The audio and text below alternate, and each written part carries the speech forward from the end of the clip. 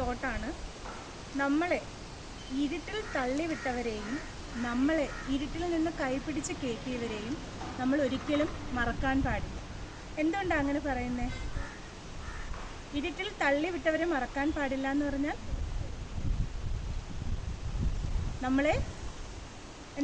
നമ്മളെ ബാഡ് ഹാബിറ്റ്സിലോട്ട് അല്ലെങ്കിൽ നമ്മളെ ചീത്ത കൂട്ടുകെട്ടിലേക്ക് തള്ളിവിട്ടവരെ ഒരിക്കലും മറക്കാൻ പാടില്ല. അവരെ നമ്മൾ വീണ്ടും സൗഹൃദം കൂടി വന്നാൽ എന്ത് ചെയ്യരുത്?